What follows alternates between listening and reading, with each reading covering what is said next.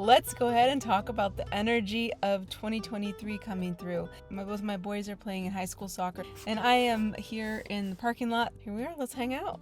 2023 is on the horizon. It is coming up, and there are some key astrological events that we want to keep an eye on for 2023. It seems like the biggest action is happening in the beginning of 2023. The first few months of 2023 have a lot. The first thing to take note of is Mars. Mars has a typical stay in an astrological sign of, 6, 7, 8 weeks, something like that. And it moves through a sign pretty quickly, but it's been in Gemini with its retrograde. It'll be there in a total of 7 months, and it's been there since late August of 2022.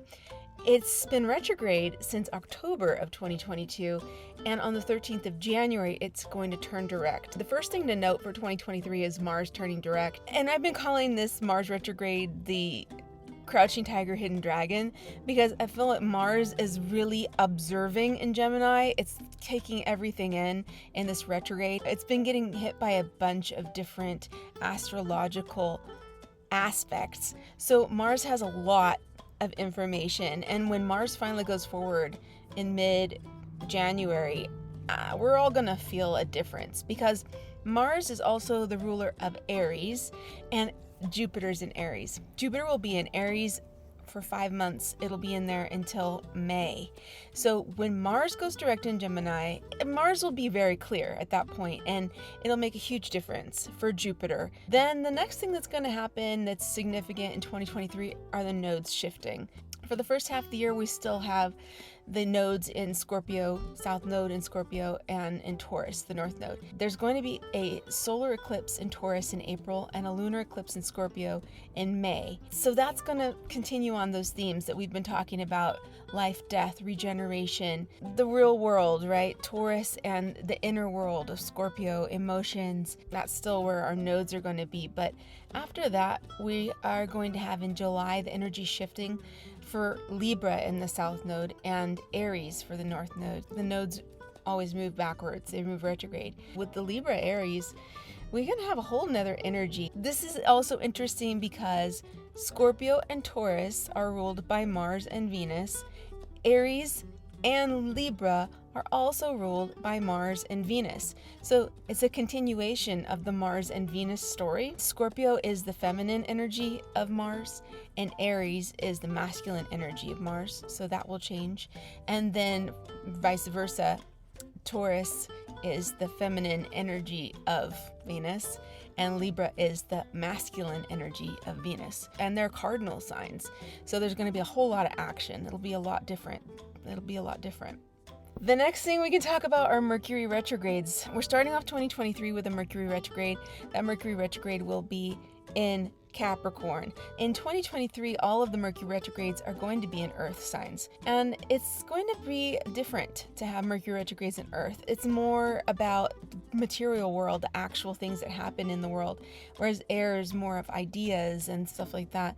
So this is more functional, more practical. Another big move is Saturn into Pisces this year. That will happen March 7th, 2023. I have been getting really familiar with Saturn in the last few days because about 2 days ago, I actually broke my foot, and it's been so hard to get around. So what do I mean I'm getting familiar with Saturn? Well, Saturn rules the bones, and I have been so slow. Saturn's a planet that slows you down. All this has been an interesting interaction with the Saturn archetype. Saturn will be moving into Pisces this year on March 7th, and that's a big shift. Saturn has been in control of its own environment because it's been moving through Capricorn, it's been moving through Aquarius. Both of those are ruled by Saturn, so it's kind of like being in your own house. You have complete control over what you do, most likely. Sometimes being in control for so long is tiring. When you get to the end of the zodiac and the Pisces section comes up, it's a step back for Saturn to be in Pisces. It's a little bit of a breather. It's the time that Saturn needs to rest a little bit before hitting that beginning of the zodiac again, starting a whole new cycle with Aries. I think it's going to put a lot of structure, boundaries, reformulating the whole entire spiritual environment of the world. Maybe also putting boundaries on some of the religions that are unhealthy, clearing out the cobwebs. I like this thought of Saturn going into Pisces as taking something from the realm of dreams and the outer expanses of space and time, psychology and spirituality, and bringing something back from that and making it solid, realizing some of those dreams, bringing the imaginative into the real world. I like that, yeah. And the big news is this March 2023, Pluto moving into Aquarius. Pluto will be moving into Aquarius from late March until mid-June. So it's just a taste. It's a step into the water, basically, a little toe in the water. But it's been transforming Capricorn, going through all that, and it's been there since 2008. So this is a very big switch of energy, but it's a quick one because it's going to be going back into Capricorn, retrograding. Pluto just moves so darn slow. I am telling you, I think we're going to notice it. It's going to be noticeable. It will be going back into Aquarius in January of 2024, and it will be there for about 20 years.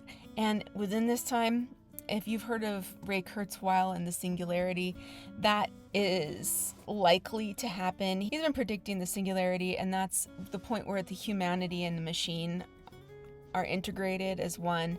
And the prediction for that is around 2029. His original prediction was 2045, but it's been moved forward to 2029. So that would fall in the realm of Pluto and Aquarius. If you see, there's a lot of AI stuff coming through right now. AIs can make art. AI can write your novel if you want them to. You just put in the details. It'll write a script for you. It'll write a YouTube script. Pluto and Aquarius is going to be the era of the AI and the integration of the human and the machine. You know, do what's comfortable for you.